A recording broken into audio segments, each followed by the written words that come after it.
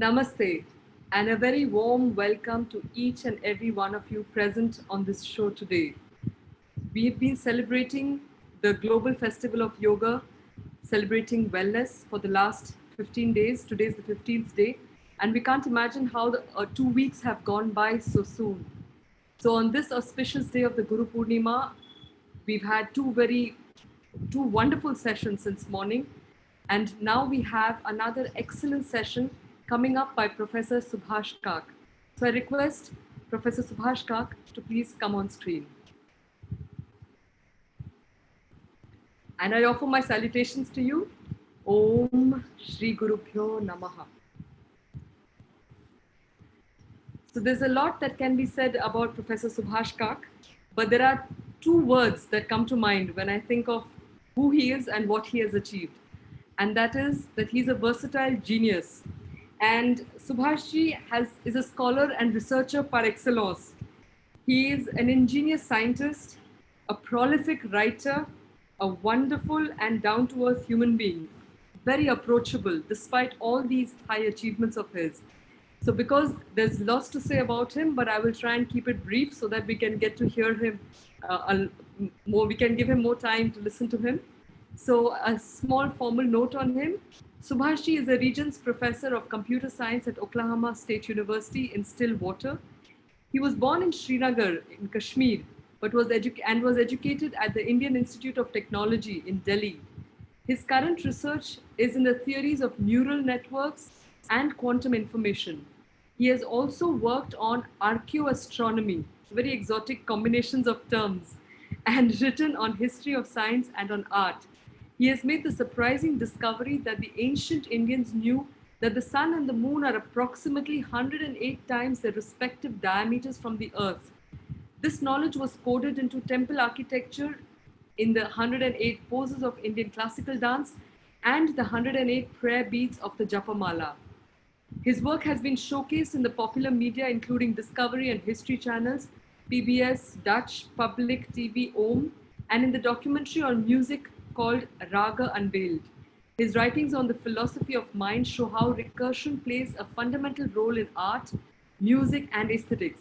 He's the author of several books, 20 books, which include 6 books of verse. So Subhash is a poet, and we'd love to listen to some poetry from him at the end of the session.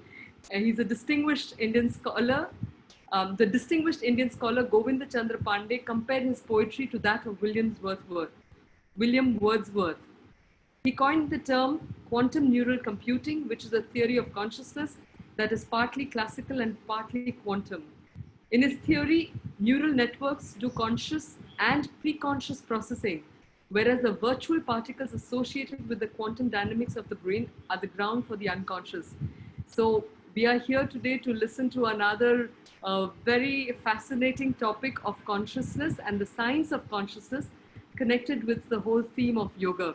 So Subhashji, a very warm welcome to you. I will just make an announcement for the participants that you will have lots of questions. We are confident about that. Please make sure that you're putting it in the question and answer box. It becomes much easier for us to track your questions and make sure that Subhashji can answer as many of them as possible in this time. So with these few words, Subhashji, thank you very much for gracing us with your presence. We're really looking forward to hearing from you. Thank you, Anuradha. Really delighted to be a part of your Indic Yoga Festival. And especially today is a very auspicious day, Guru Purnima. So I welcome all of you. Now, yoga is everywhere. No matter which country you visit, small towns, you'll see yoga studios. People are interested in doing this. And even in societies which are relatively close, such as Iran and Saudi Arabia, I'm told that people are doing yoga in their homes. So people do want to get connected to deeper questions of who they are outside of physical well-being. And therefore, wherever people have an opportunity to discover more about it, they do their best. And I suppose the Yoga Festival is a part of that process of bringing a knowledge of yoga to a wider audience. Now, there is, of course, for many who enter this tradition through asanas is the question of physical well-being. But the question then arises is, who are we? Are we just our bodies, or are we something more than just the bodies? And I think this is one of the paramount questions of our times, because in the last 40 or 50 years, for a variety of reasons, the mainstream media and school education has pushed the argument that we are primarily bodies. And because of this, there is a lot of unhappiness, because if you are just our bodies and we've done all that bodies need to do, then there is a great sense of hollowness. And we see this, for example, in the wealthiest nations of the world, for example, the US, where about 50, 60, 70,000 people are dying of drug overdose a year. And these are not people who are failed. These are people in the prime of their lives, and they are doing this addictive stuff because they feel that what they are expected to be is pointless. So they're looking for things in all directions, and I suppose that's where yoga comes in as something which opens up a window which a person would not otherwise know existed. Now, yoga is also extremely central to our narratives right now, because technology is like taking societies everywhere to pervasive automation, to loss of jobs, permanent loss of jobs, people talking about universal basic income and such things. And therefore, the very question of, well, what do we do if we are not turning wheels or scribbling on notes, which is what people do most of the time at work? Then what is it? How do we get connected to ourselves? Now, the basic uh, difference, in my view, between the Western psychology view and the yoga view is, in the Western psychology view, the mind is like a vessel, and we come up, or we are born with certain attributes to our mind. And of course, we do fashion them, so to speak, with education and culture, but still it's a vessel, and we fill it up with all kinds of experiences, and that's what life is all about. While according to yoga, mind is a flame, and education is the lighting of that flame. And once that flame is lit, you have the capacity to enter all kinds of unknown alleys and walkways and landscapes and find out all the beauty that exists there. So, so this is a change of perspective, one might say, that one is a process, because a flame is a process. A vessel is a thing into which you pour other things. And so that is one paradigm, and this is the paradigm of the process. And the mind, of course, consists of memories and judgments, the buddhi and ego, ahankar, and chitta, which is a bank of memories. But really, if one way to think of it, all of this is a consequence of us being born in a certain family, or having been raised in a certain milieu, or in a certain country, or in a certain society. And if those are only accidental, of who the true self is comes up. And that's where yoga has this profound idea, which is, of course, a part of the general Vedic view of reality, that consciousness is not something that emerges out of the body, because the standard scientific view is that from physics, which is, of course, all these particles racing around each other, from physics emerges chemistry, from chemistry emerges biology, from biology emerges complex structures, such as the brain, and out of that complexity emerges the mind. And really, mind and consciousness are the same thing. This is the Western view, while the yogic view is that all of reality is contained in consciousness. Because just think of it, we are not, we see the moon, we are, today is a full moon, we see the moon, but we don't see the moon by touching it. We don't reach across the space and go these 380,000 kilometers and touch the moon. It's all in our mind's eye. It's in our consciousness. Everything that we do, and the ideas that we exchange, and the perceptions that we have, are in our mind. Now, of course, the Western view would be the mind is a phenomenon, an epiphenomenon that emerges out of the brain processes, and there's all to it. And of course, there are so many billions and billions of different minds. But the yogic view or the Vedic view is that there is a single consciousness. And just like a single radio station is received by a million different receivers, and we hear the same voice, there is a single consciousness. And that single consciousness, like this outer sun getting reflected in a million different pots of water with the same disk showing in all its clarity, the same single consciousness is reflected in the surface of our mind.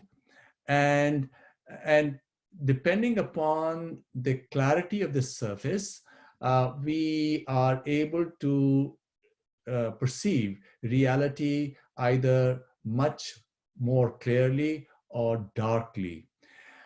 So in other words, then, our true self is consciousness, and it's colored, and our mind is like a lens, and there is a misapprehension. We think that we are our minds, and that leads, of course, to a lot of pain and suffering, because one of the uh, tendencies of the mind um, is to own whatever it sees, and we cannot own all that we see. There's a lot of beautiful stuff. We can't own all of that.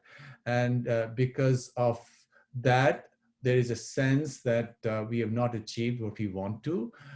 And therefore, there is pain and suffering, or what we expected or we thought we were owed, we have not obtained. And therefore, we are unhappy. And then we are in this cycle of unhappiness, which is that process of karma. Karma is, where one action leads to another reaction. And we are really what in one of the Vedic traditions is called, we are living like pashu, meaning like animals, guided by instincts alone. We are not free. And these instincts are like bindings, which in Sanskrit is called pasha. And so if we can cut that binding, that's when we are free. And that binding is cut if we were to really change our perspective and see for who we really are, which poetically is sometimes called accepting or acknowledging the Pashupati within ourselves. Pashupati is the Lord of the beings, who is Shiva, who is consciousness.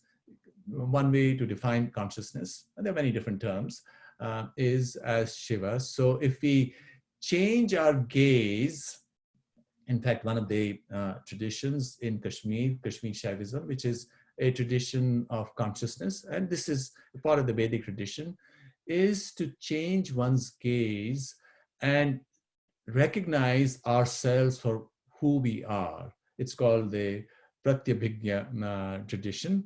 And it's that change of gaze that sets us free. And that's what moksha is all about. Moksha is freedom from this chain of karma, chain of action and reaction.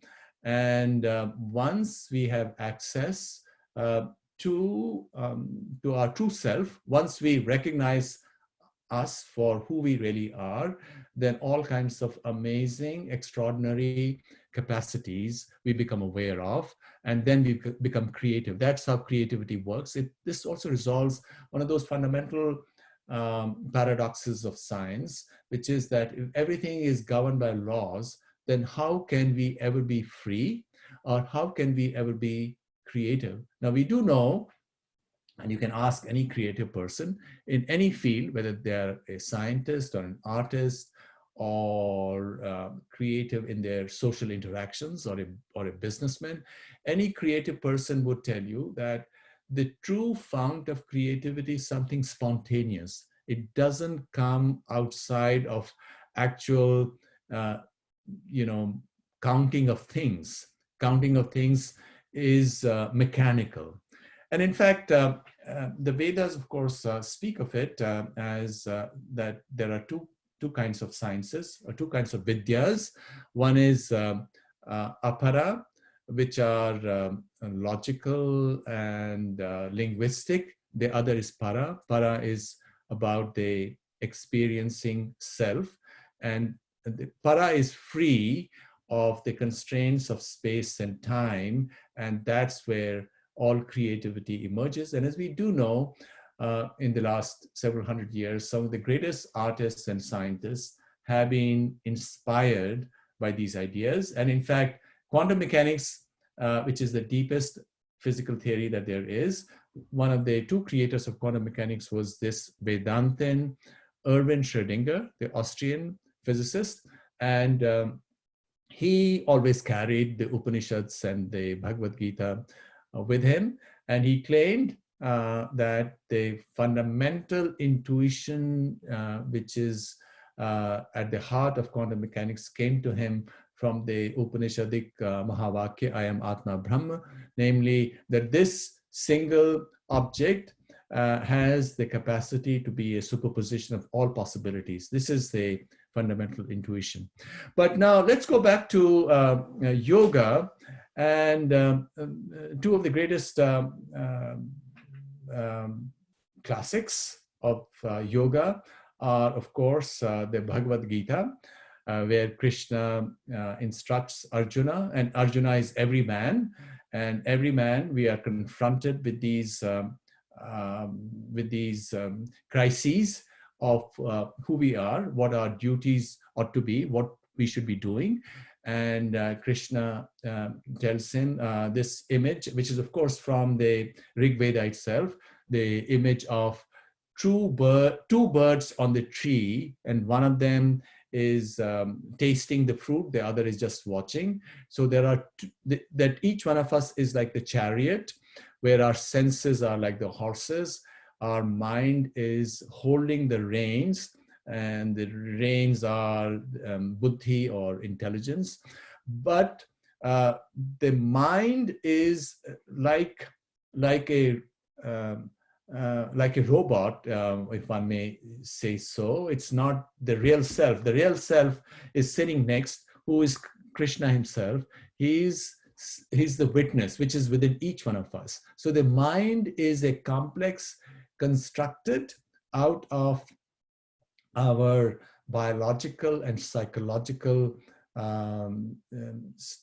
systems, and it's a whole sequence, but it's a sequence which is bound to the past, it's bound to the karmic chain, and but within each one of us, with access to it all the time, is the witness or sakshi, who is Krishna, or who one might call Krishna, or who is Shiva, if one approaches it from another tradition.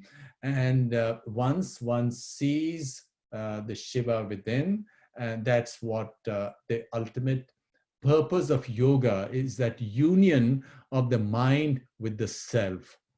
And what it lets one do is the various definitions. For example, the very first sutra of Patanjali's Yoga Sutra is Yoga Chitta Vritti Nirodha. The vritti in the chitta, in the sea of memories, or the bank of memories, the vrittis are thoughts. So what it's saying is that we are always caught in this storm or sequence, if you will, of one thought replacing another. So we are always object-centered, because each thought is an image, or an image of a real thing or an abstraction of it. So we are not being ourselves. We are all connected to thoughts.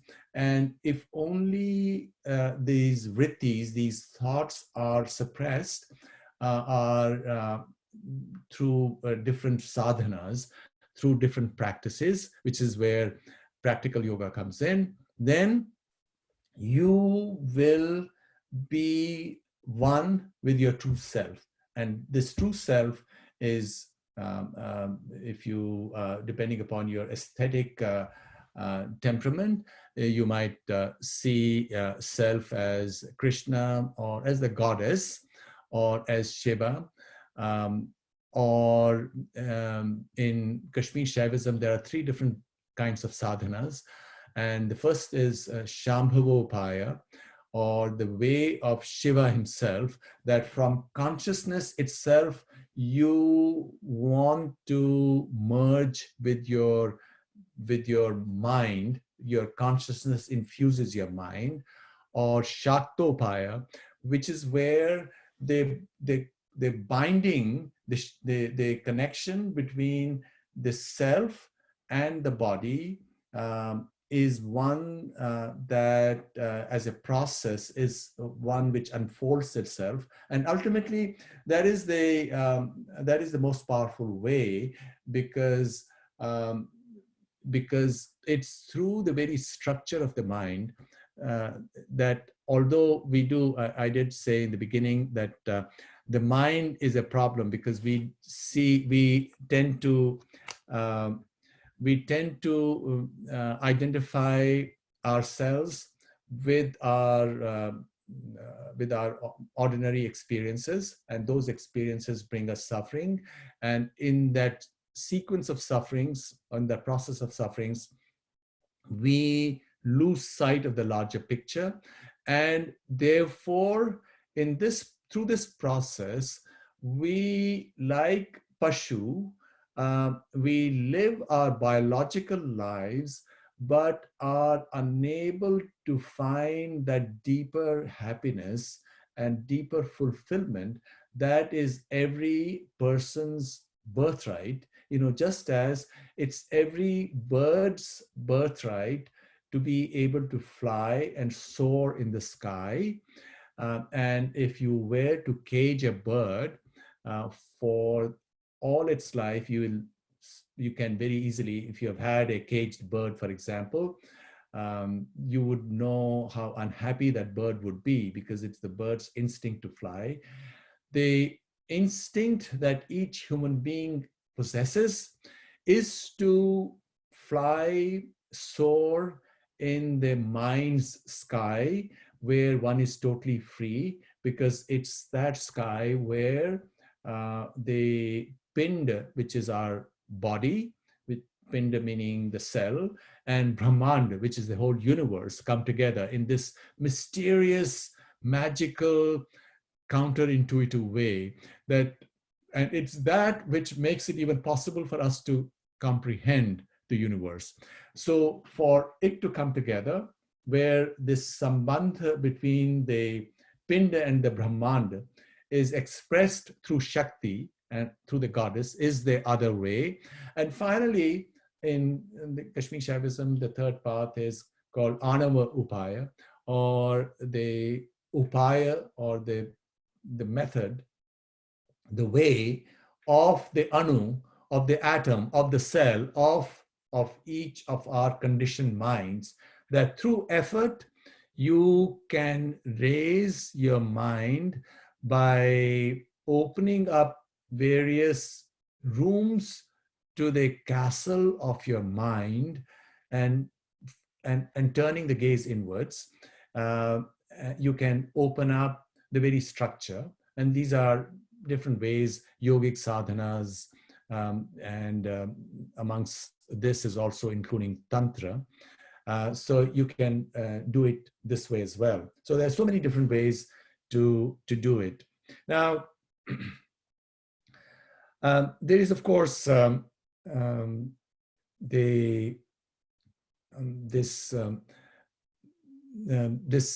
point related to the connection between the outer and the inner, the Pinda and the Brahmand, and the very fact that the Vedic rishis wanted each human being to have faith, to have that Shraddha in this process, that indeed it is possible for you to obtain that freedom, that moksha, so that you then are have access to all this creativity that is within each one of us.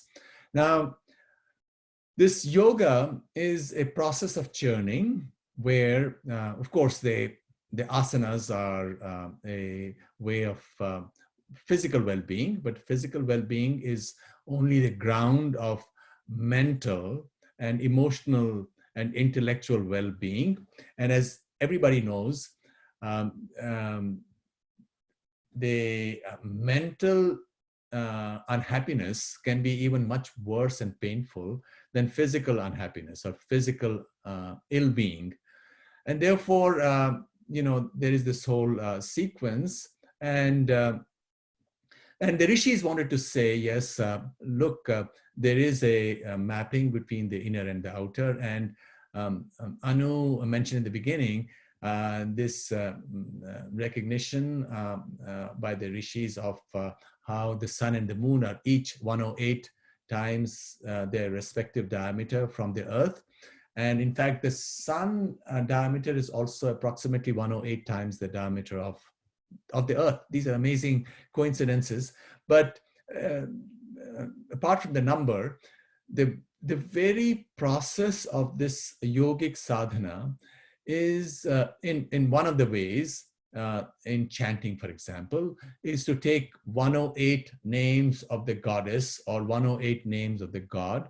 And these names are each one of those steps, because if the outer sun has a corresponding inner sun within of each one of us, which is that lamp of consciousness.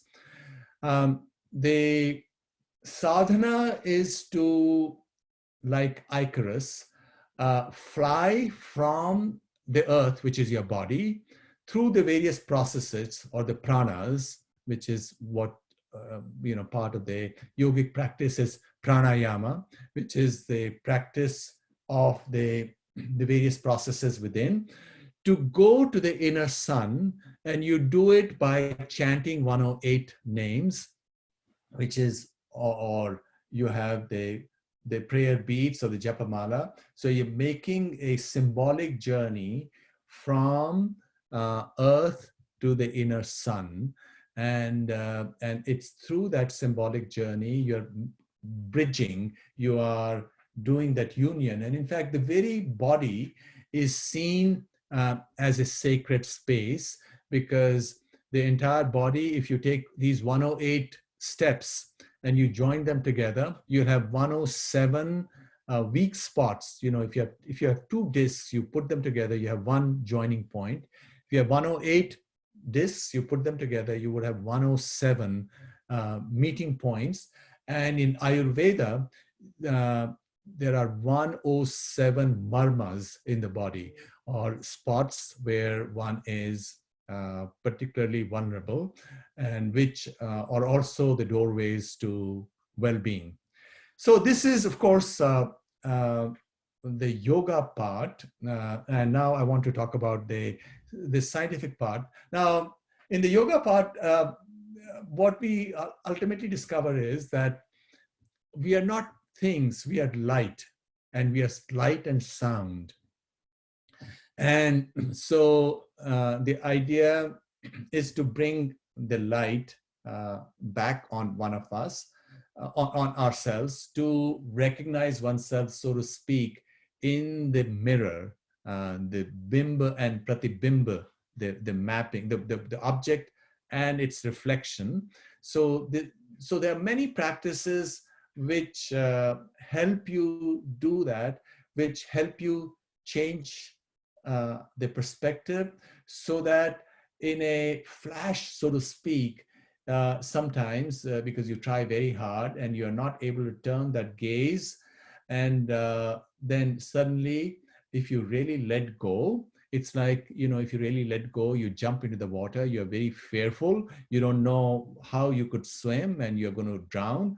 But if you really let go, and then suddenly your whole being assists you, and then you instinctively know how to use your arms and legs and the rest of your body to stay afloat in the water. It's just like the bird. We were talking about the bird analogy, that once you're free, then all of your being, every cell in your body assists you to remain afloat, to keep on flying. And it's that kaivalya, which is what um, uh, Patanjali speaks about.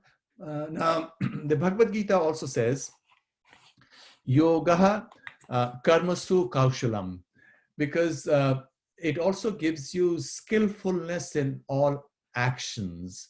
And because once you have recognized who you truly are, that you are this self who's unblemished, who's got infinite potential, once you know who you are, you go outside of this whole uh, process of seeing yourself as a victim. In fact, a lot of what's going on in the Western countries and in other countries of the world as well is where individuals and societies um, get wrapped up in this whole cycle of victimhood, of resentment. In fact, a lot of education in the universities is stories on victimhood, and you graduate and you're full of rage, and the rest of your life you're angry one thing or the other.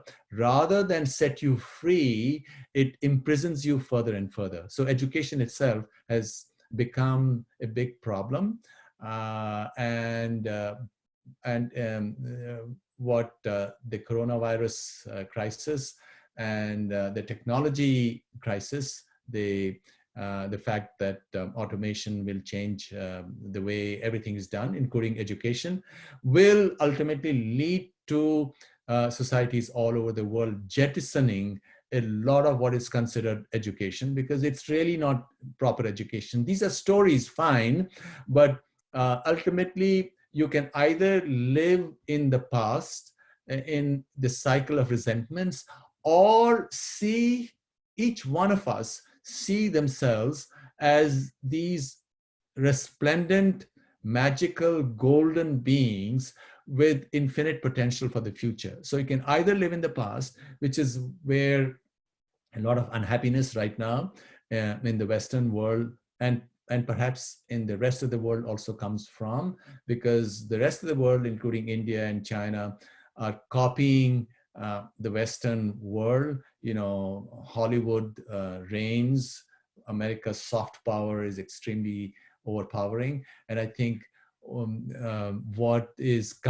going counter to it is something that you guys are doing, the yoga revolution, which is the counter to it. And I see a lot of that in the West as well. People wanting to be connected to the yoga tradition, all kinds of places, small towns, larger cities, because this is what is empowering. This is what is liberating. And this is what brings each one of us to our true self. And when we are connected to our true self, that's when we are liberated. Now, let me approach it from the perspective of science. And this is something that I work on as a scientist. The frontier of science, whether you approach it from the perspective of physics or neuroscience or computer science, is consciousness. Because modern science has fairly understood a lot of what goes on in the universe, although there is a big crisis even there. And the crisis is that you can't explain the cosmos unless you assume that 95% of it is unknown, which is the so-called dark matter and dark energy, which means that in a certain sense, physics also has a fundamental crisis. And it's quite possible that that crisis is a consequence of not recognizing the observer, the self, because the self is also, as I mentioned, in the Vedic sciences, or in Vaisheshika, which is one of the 6 darshanas, which is the darshana related to the physical universe. There is, of course, the outer physical universe, according to Vaisheshika, which consists of dravya or substances, guna, qualities, and karma, which is their movements. So what it says is that all of the physical universe can be explained in terms of substances, their qualities, their attributes, and their motions. Very, very original, and everybody would accept it. And it also says that there are four kinds of atoms, two with mass and two without mass, which amazing coincidence, because modern physics says that there are four atoms. One is a proton, which gives most mass, which is like the Prithvi Anu. Then electron, which gives fluidity, which is like the Apaha Anu. Then two others, which have no mass, which is photon and neutrino, which in the Vaisheshika are the Tejas Anu and the Vayu Anu. And according to Vaisheshika, all matter, even gold, consists of all of these four different kinds of atoms. And in fact, it's very, very sad that in Indian education, they don't even tell you any of this. And in fact, whatever they tell you about Vaisheshika in school books is totally wrong. Very, very sad commentary on where Indian education stands. But Vaisheshika also tells you that from the perspective of the observer, there are three categories. One is the category of the universal, which is called Samanya, the category of the particular, which is Vishesha, which is where Vaisheshika comes in from, and then the interaction between the observer and the observed world, which is called Samavaya.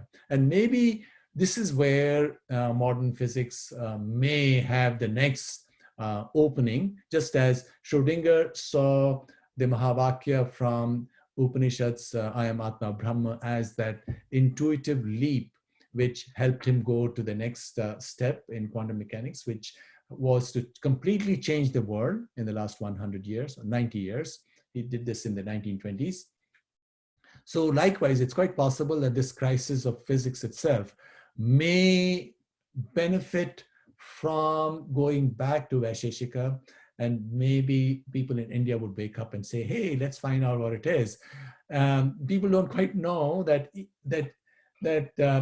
Vivekananda, when he went to New York in 1898, had a discussion with Nikola Tesla, and this is all recorded, where he said, look, according to Vedic physics, mass and energy are interconvertible. Why don't you look into it? Why don't you try to find out the mathematical equation which connects it? Because that will also not only establish physics on a sounder footing, but also would be great for people to be inspired to come and study Vedic sciences. So, so this is, I was speaking about the crisis in physics, but there's also a crisis in neuroscience itself. There's no single neural correlate to consciousness. You can hook up subjects when they are doing various cognitive tasks, and you can see what is going on in their brain through functional MRI. And the different parts of the brain light up depending on different tasks. So it's not that the observer is located in any specific part of the brain. So where exactly is the observer? And there is no place in neuroscience for the observer, because all of what the mind does is supposed to be equivalent to brain activity. And so there is this challenge. And in fact, there is also the finding by this professor who used to be at University of California at Berkeley, named Libet. What he discovered was that if you were to examine a subject who is undergoing brain surgery, when a subject undergoes brain surgery, they're awake because there are no pain receptors in the brain. So the surgeon can actually speak to the patient. So the experiments were done where the patients were asked to press freely at random instance of time press a button with their fingers, and the motor cortex, of course, was wired up.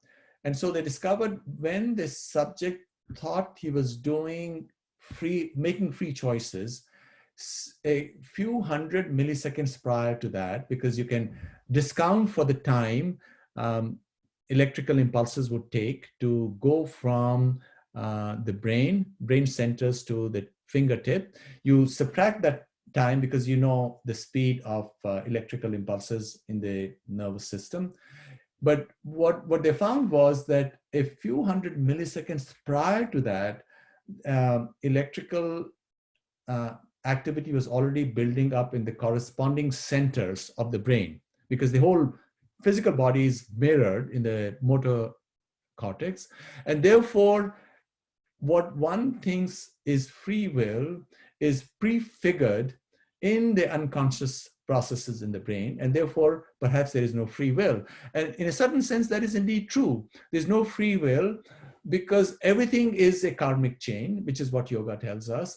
And unless one breaks this karmic chain through the process of yoga, and in that process of yoga, suddenly we then become, as in that ecstatic bhajan of Shankara, Shivoham, I am Shiva, or Soham in Ishavasya Upanishad, that I am Shiva, that, or in the Vedic idea, and this is one of the central ideas in Veda, that the all cosmos is this churning of the devas and the asuras.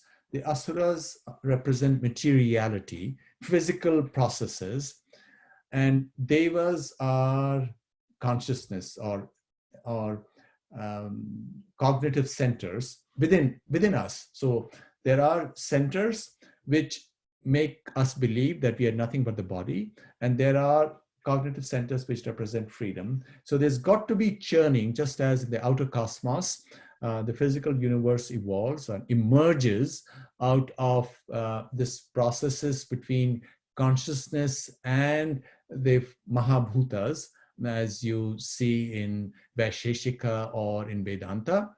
So likewise, within there is materiality and freedom and cognitions or consciousness, and it's out of that churning that all that anubhuti or those wonderful gifts of creativity emerge, which help us do all kinds of amazing stuff, and which also, although each of those gifts is a thing, but it helps us put us on a path where we are bathed in that light, consciousness as prakash, as prakasha, as light. So we are bathed in that light, so that we are like walking gods on earth. So that's what the purpose of life is supposed to be, according to this whole Vedic way.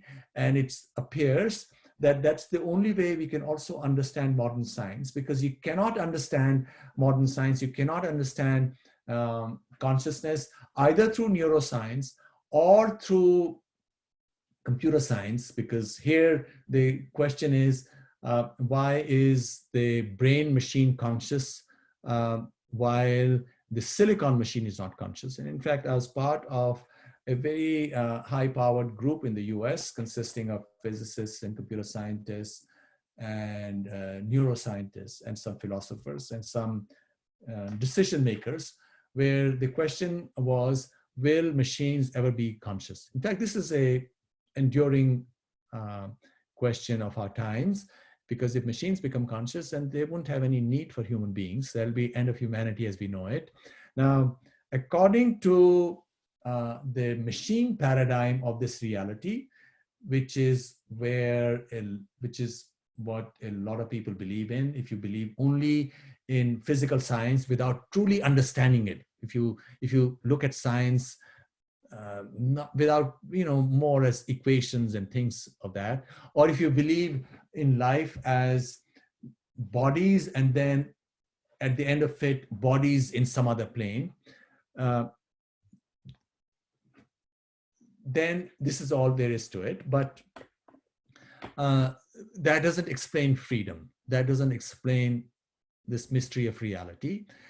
The Vedic view, the yogic view, is that we are, of course, in consciousness. The most fundamental state of reality is consciousness. And it's out of that consciousness, through a variety of different perspectives or processes, this, or Leela, you might want to say it, the play of the gods, this universe emerges. And this universe is for each one of us. There is this drama theater going on within each one of us, is for each one of us to discover our true self, which is as a walking god and goddess. And within each one of us is the entire mapping of the cosmos. Everything is available within us. All that we need to do is to shine, to light that flame.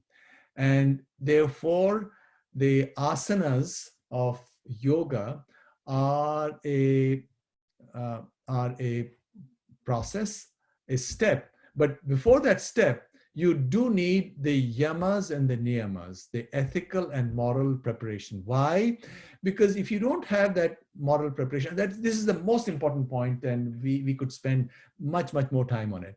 Because as you do your yoga, and as you get access to various powers within you, because those powers will come, you also have materiality within you. You have asuric forces also within you, that you love those powers so much that you will then stop. And then you will stop at a certain point, and you would only want to be at that point and use that just to dominate others. Then you will never be able to be truly free. So all of those steps for all the yoga practitioners and enthusiasts and the sadhaks, it's extremely important to do all the yamas and the niyamas. Without that, the eyes will not be fully, that unmilan will not occur. That opening will not be full. That light will not shine in all its intensity. One will use that light only to dominate, and will not have that light to make everybody free. Not just free for oneself, but free for the entire world. So I suppose I've run out of my time, because Anuradha had said that I should have some time left for questions as well. So I'll stop here. Wonderful to talk to you, and then we'll amplify on any of these points as the questions come in. Thank you very much, Subhashji. What I really loved, there were two things that I really loved about your presentation. The first one was how simple you made the whole thing seem. I mean, these are very complex ideas. If one has to if one even attempts to, experience any of it, but you made it seem so simple and straightforward. And the range, the spectrum that you took us through was right from the Vedic times all the way up to the quantum physics and the neuroscience and all of that. And you weaved it very beautifully into this, into a very cohesive story for us. So thank you very much for that. There are many questions, and I will start with some of them. So Sunil Kumarji is asking, does yoga talk about quantum realities and parallel universes, or is this mental speculation by Vedantic students like Schrödinger? Is consciousness the substratum or the play of the observer and the observed? Well, different ways to answer this question. One is what do we find in the text? That is one way of looking at it. So because you can always get into this situation where we project backwards our current thoughts, and we say that this is what was there in the past. So it's good to go back to the text. So as we go back to the text, for example, in Brahma Vaivarta Puran and other Puranas, there is talks, or in the Bhagavatam as well, there is talk of other universes, infinite other solar systems. So there was in Brahma Vaivarta Puran, there is the story of how charming story, once Indra becomes very proud. And then as he's very proud and everybody's worried, but he's the Indra, so what can they do? So they're very worried, and then suddenly a very bright young boy appears in his court, and he's got this tejas to him. And so Indra says, "Who are you?" And the boy is laughing. So then Indra says, "Why are you laughing?" And the boy says, "Look, do you see all these ants on the wall of this palace going up? They were also Indras of some other universe at some other time. So there's so many universes." So this whole question of the size of the universe and the solar systems was recognized. And as we do know, in the Mahabharata itself, you have the Saubha Parva, there is this imagination. I'm not talking of this as physical reality, of people wearing airtight suits, in spacecraft, attacking this city, or cloning of babies, 100 Kauravas born of the same embryo, of time travel. So all of these ideas, or Sayana's commentary on the Rig Veda, O Surya, who travels at the speed of 2,202 yojanas in half a nimesha, which is exactly the speed of light. All of this, or Srinivasa Ramanujan waking up every morning and writing a formula and saying, "I don't know where this formula came. This formula came to me or was given to me by goddess Namagiri, who's my, Ishtadevi, and so on." All creative people will tell you that things come from somewhere. It's not they, which is why truly creative people are humble. They're only the medium for whatever they've received. Now, these parallel universes, these are all speculations. We are not saying that these are parallel. Even quantum physicists, that you have parallel universes right now, that is all speculation. And for people to see in Nasadiya Sukta, now this is Big Bang, etc., I think that's all distractions. The Vedas are deeper than these distractions to try to see, hey, what does this particular shloka or mantra, what does it correspond to in the current fashionable theory in physics? I think these are all distractions. We should not even get into any of that. But what it does tell us that creativity emerges from within. It reinforces this view of mind, whatever we see, emerging out of that light that has been lit. And that's why I'm one of those who believes that computers will never become conscious. There are some people who think that that will happen. I don't think that will happen, because these are only machines. They can only do what we program them to do. And there is something, although I must confess, each one of us also lives our lives like a machine. So very sadly, the lives of human beings are like that of machines. And you have Sri Yantra, for example, which is a model of the cosmos, the physical cosmos. And you have all the structures and the processes, and we are also Prakriti, right? These processes within.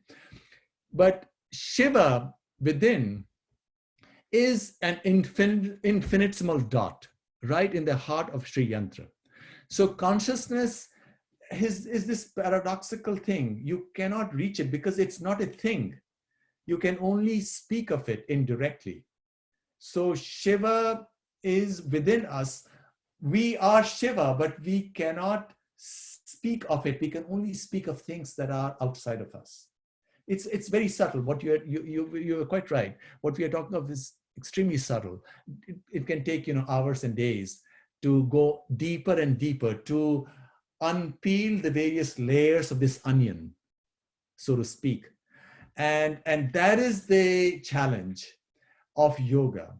That is the challenge of truly communicating it outside of each darshana, because each darshana is linguistic.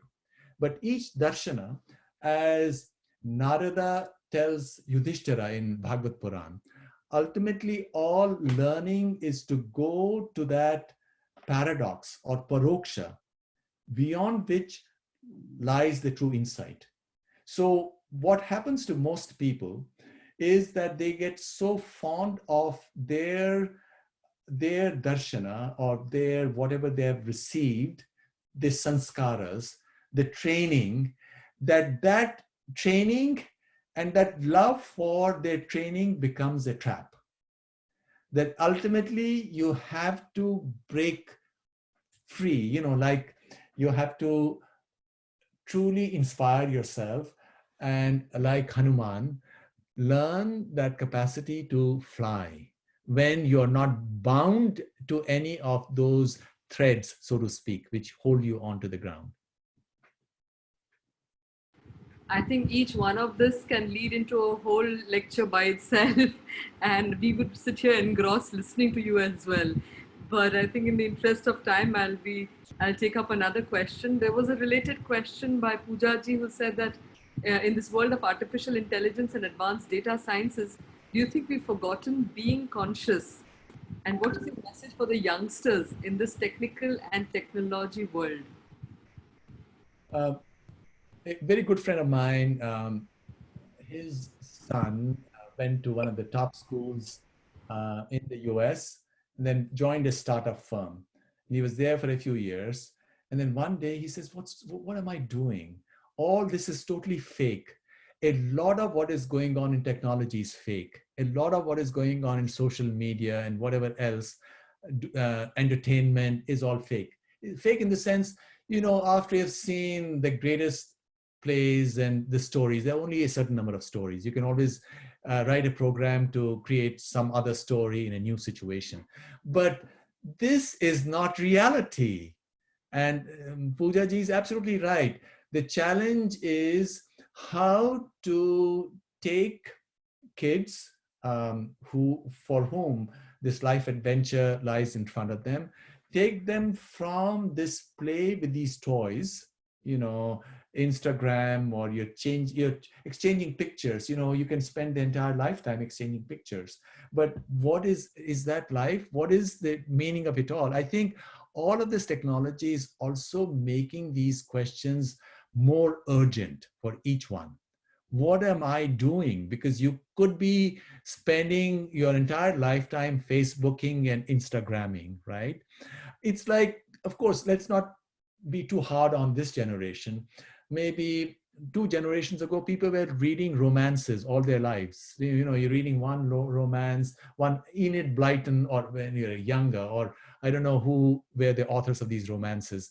But people were just reading one love story after another, one day after another. But that could not be life, because this is somebody else's story, and this is just mechanical. You can even have a computer create these stories. So this is truly a big challenge of our times. And this is why a lot of people, young people and old people, are extremely unhappy, because they are alienated from their true self. They are alienated from Prakriti. They are alienated from Shakti. They don't have any Shakti. They're only doing things. And so awakening, as Vivekananda, for example, said, Uttishta Jagrat, right? This is Kathopanishad. How to awaken? When you are awakened, then you're not just doing things, then you're not just seeing things and watching things, you're also doing things, you're transforming. Because then you have become a instrument of the goddess. That is what the objective of life is. And that's when you're truly free, as Keno Upanishad. You must all read Keno Upanishad. If you think you're free, you're not free. If you are a part of this process, that's when you're free. And that's when you are more than yourself. You become the entire world. Because that's when the gods speak through you. That is the purpose of life. Thank you. I will just take up I'll just share a comment here by one of our participants, Anita ji. And Anita ji is saying that, Namaste Kakji, thank you for sharing your thoughts on the 20th century loaded term consciousness and trying to connect the dots between science and spirituality. In the 21st century, getting back to basics with the right types of knowledge, right thinking, right words, and right types of actions are sorely needed in every part of the world. A wonderful talk covering a variety of subjects in order to try and explain this complex term called consciousness. Dhanyavada. So that was a very beautiful comment there. And I'd like to ask you another more practical kind of a question. And this practical question is from Karishma ji. She's saying that why is it that sometimes we feel stuck in our thoughts related to one object, and how do we overcome that? So if consciousness is, I mean, I'm adding to that, but if consciousness is something which is fluid and you can go beyond and feel that freedom, then why is it that another part of that same consciousness gets stuck on certain things? Not consciousness, that's the mind. See, it's the mind which gets stuck because mind wishes to possess. And that is the hardest thing to do. In fact, I've known of people, extremely wealthy people, very successful, making a huge amount of money and being lauded by people, people praising them for what they have done. And then one day they lose it all. And the day they lose it all, you talk to them and they say, I'm so happy now. In some sense, all this fake stuff I was doing, it's just a game. It's like, all right, you watch a watch a cricket for 3 hours, it's fun. You watch it for 5 days, maybe it's still fun. But if a game, the same game were to continue for years and years, so at some point you might want to ask yourself, what is this happening? Am I, why am I doing the same thing over and over again, over and over again? And I think that's where you need something, something needs to be done. And that's where sometimes you just have to let go. That's why sometimes you need a teacher or a guru, or maybe to be to let go. Sometimes falling in love can be a powerful thing, because I must tell you, since we are talking about Schrödinger in his famous book, What is Life, which was also inspirational to Francis Crick, who discovered the structure of DNA. So, and Crick mentions this, and Schrödinger says that, look, the mystery to reality perhaps should not be all that obscure, because people know that they are not just their own minds when they're in love. And I'm paraphrasing him, I don't remember the exact words. He says, when two lovers are looking into each other's eyes, then they know that they're not separate. And we normally, our suffering comes from this view, commonsensical view, the naive view that each one of us is separate, that we are alone. And we are alone, then we cannot bear life. It's too painful. But if only we could switch, maybe fall in love. Okay, whosoever. If you're stuck in something, I'll say fall in love with something, somebody or something. Be more than just who you are. And then you'll be happy. But Subhashji, this can also go the other way around sometimes, where you start feeling you become so sensitive if you become connect with the others, and then their pain becomes your pain, and that becomes even more painful. Or with animals, and that is also one of the features of people who widen their consciousness, that they get imprinted by the pain of the people around them, although they might be free. So how do you balance that?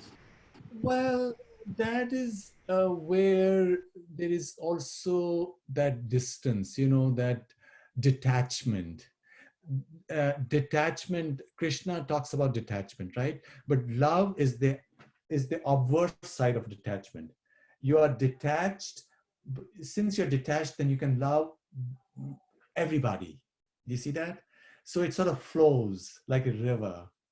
And therefore you also can then take in the little eddies of suffering, because death is also a part of life, right? You cannot, if you're attached only too much to life, that itself can be a source of suffering. So then things change, and so one sort of is able to take that in stride. that yes, there is pain is a part of this larger process of love. Yes.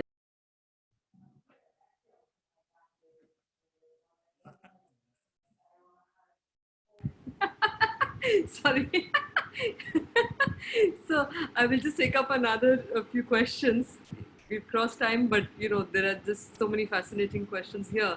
So Sanjeev ji is asking. He says that, and there are related questions as well. So Sanjeev ji's question is that if everything is within us, how about people with disabilities, people who are missing body parts, and then people who have mental disabilities?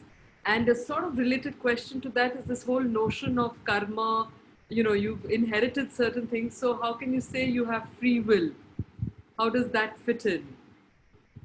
Yes, Okay, I'd like to. there are two things. One is what is truly free is consciousness, is Shiva within us or Krishna within us, right? That is truly free. But our body has limitations and our mind has limitations. If we have a stroke, for example, then we won't be able to do certain things or we may not be able to move our parts. So now it can be a tragic thing. It's a painful thing. But uh, to see, now the whole thing is uh, the body is of limited lifespan, right? That is nashvar. The body is going to die. So the whole thing is, do you see yourself only as your body, or do you see the spirit who is within the body? If you see yourself as the Atma within the body, and the Atma is free, the Atma is immortal, then you can look at what has happened to the body as Krishna instructs Arjuna. It's like you're changing clothes, and maybe this dress or this coat that you wore was torn and tattered. Now that is quite possible, right? Or you had an injury, you were in a car and there was an injury and now you can't do certain things. And those are tragic things in the larger, for the individual. I certainly recognize it. But in the larger scheme of things, this is a part of the bigger river. And so you can then see that what that specific individual experience uh, was was not the entire reality as it is. And therefore, you are then able to see the particular in the larger scheme of things. But everybody has access, the spirit within, the Atman within is the same. It doesn't age, it's unalloyed. It has access to that infinite uh, wisdom, pragyanam, anandam, and all that. And in fact, there are these experiments that have been made on coma patients, people who have had coma for years and years, and they still can communicate with them, even though they can't speak and so on. And since they are, as in the Upanishadic thing itself, sushupti, the deep sleep is when you're happy, and of course turiya is beyond that. So you have to look at all of this in perspective. The freedom, the mukti then is within this body. It's not just that you are going to die and then obtain moksha. It is now in this body, when you have moksha, that's when you're free of your karmic chain. That's when you have access to everything. So this is sort of the secret, the rahasyam related to what punarjanma is. The punarjanma is in this life.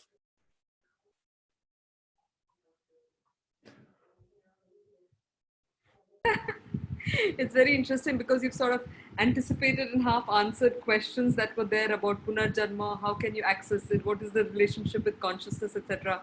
There's another set of questions that is there. I'll try and again club it together. Is that, we have Juan Maldonado from Mexico, and he's saying that if the mind is a lens, what is the process to clean it? Like, how does the maybe understanding of consciousness help that? And what are the goals of the yamas and the niyamas?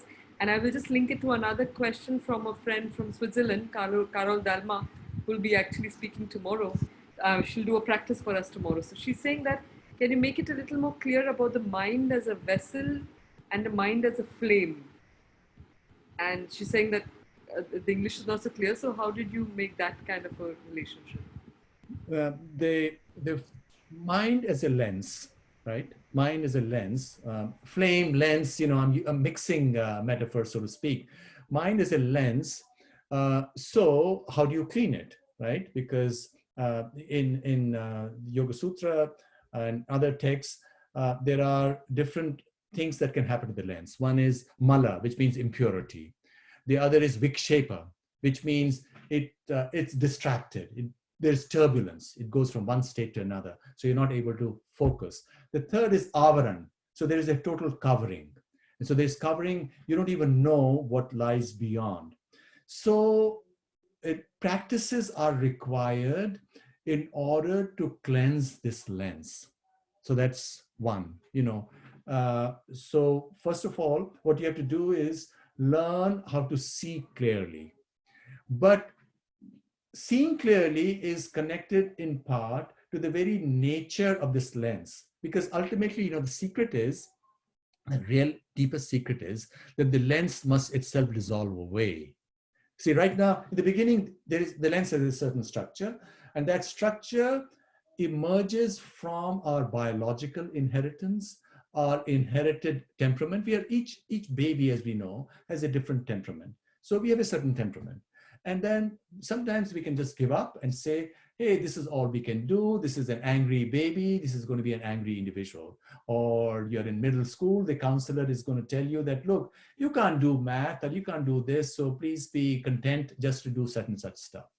But what yoga says is, okay, this is indeed true that you are born with certain temperament, with certain capacities, but ultimately, that is the nature of your lens. First of all, you make it clear. The clearer it becomes, ultimately it falls away. Because in the beginning, it has all these avarans. You're angry because there is a certain anger, there's a certain covering on your mind.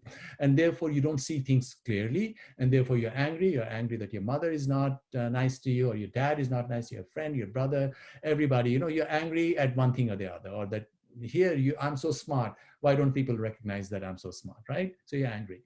Or why don't people respect me? But then once you have learned how to clean it, you know, remove it of its impurity, and that's where the yamas and the niyamas come in. Let go, santosha, right?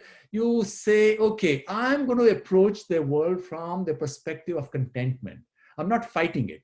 Santosha is necessary because otherwise you're angry. So it's not that you don't aspire, it's just a change of perspective. You can, then, you know, what happens is the gods will give you all that you have to, that you can obtain. It's the more you look for it, the less you will get. See, there is this one of those paradoxes. You know, when you're in college, the smartest people know, the leaders, that the harder, the less attention they give to others, the more those would be attracted to them. You know, it's one of those things.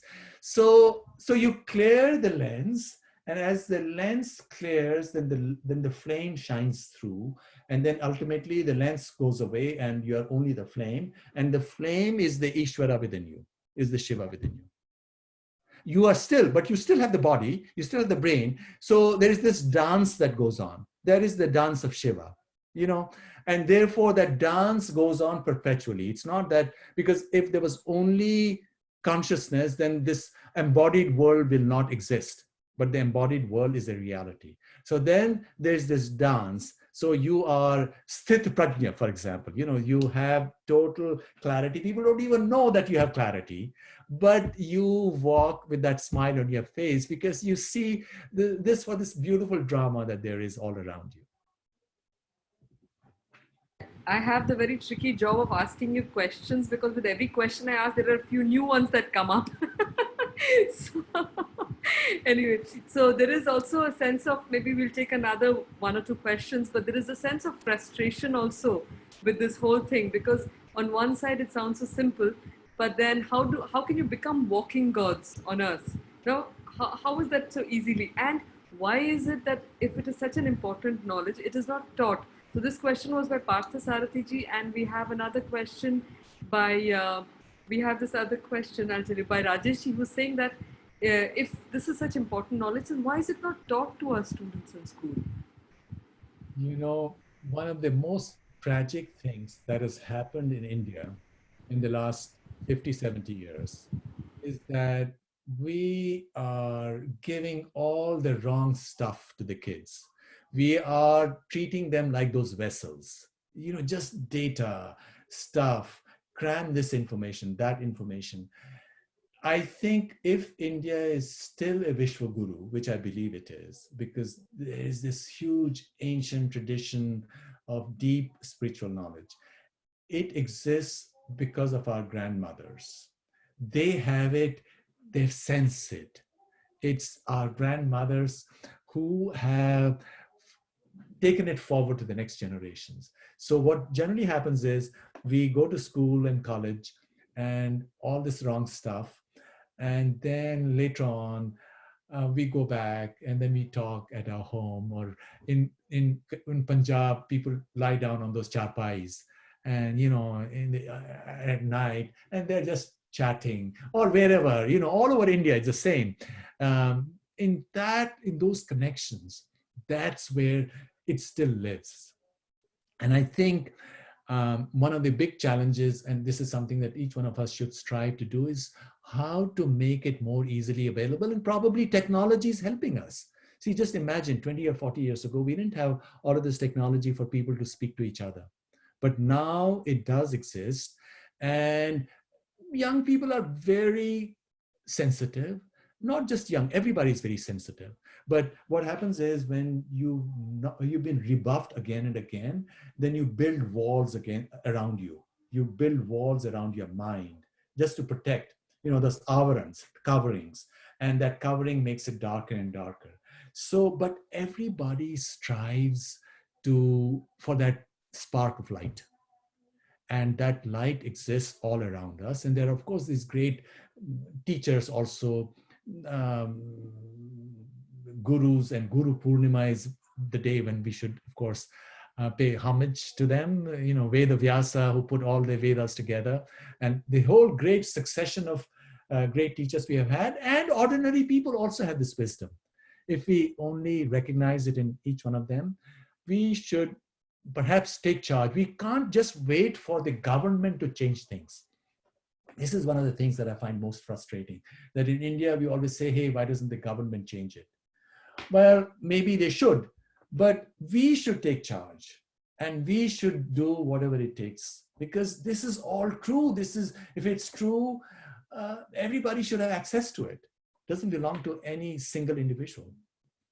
It's universal knowledge.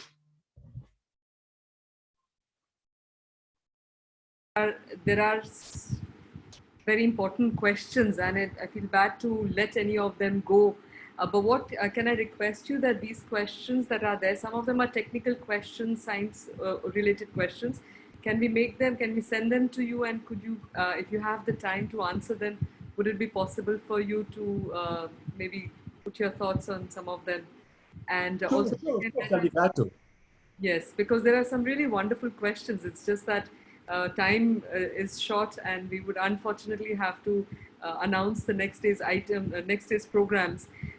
There was only one important question, and I'll just try and take that, because I think it is important for us in today's times of the COVID, where our external life has suddenly got terribly disruptive, and then we are not trained to look at this consciousness. We are not trained to look at ourselves as Atma. So how does one interpret this karma or atmahatya or suicide, and what happens with that? This whole concept of suicide, and on the other side there is this concept of the collective consciousness. So is there any way you can tie these two together and give us an explanation? Well, one of the central intuitions in the Vedic thing is that of recursion.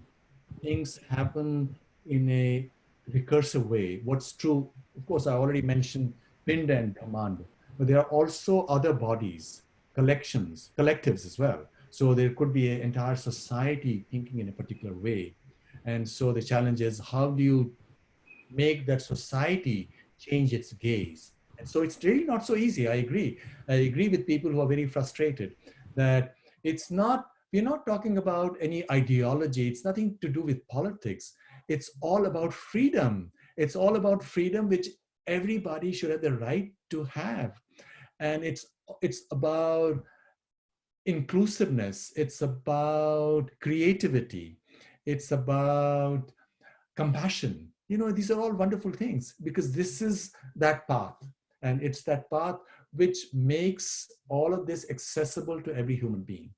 But I'll be more than happy if any specific questions there are. People write them to me, or maybe they'll be better off if they read some of my stuff. It's all on the internet, medium.com, or all these books. And some of these books are in the public domain, or they've been downloaded and they are on the internet. It's perfectly fine. Do download them, or you can follow me on social media on Twitter and Facebook, and I do post some of the new writings that I do there, and challenge me. It's all about challenge. It's not, don't accept what I say. Challenge me, and that's because all knowledge, challenge means churning. Samudra manthan.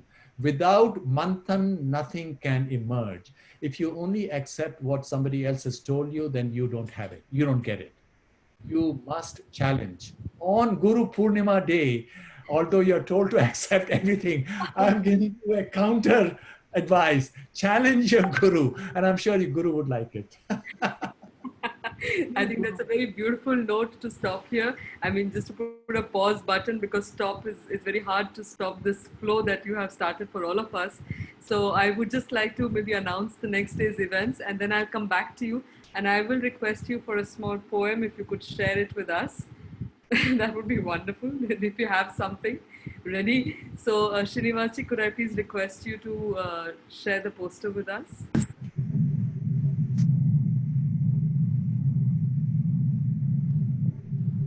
So tomorrow we have wonderful sessions coming up. In the morning we have a session by Karthik ji, who's the founder director of Arka Yoga, and he's going to be taking us through a practice of Hatha Yoga for transformation from gross to subtle. In the afternoon, we have a very special session by a French friend from Switzerland, Carole Dalma. And this is going to be for a French audience. It's going to be a bilingual lecture. So she's the co-founder of Terju Yoga, and she lives in a beautiful town of Vevey. And her yoga is going to be for the fascia. And it's a very, in the world of yoga, they're beginning to discover the importance of this fascia with us in our system, and how it affects us positively if you take care of it.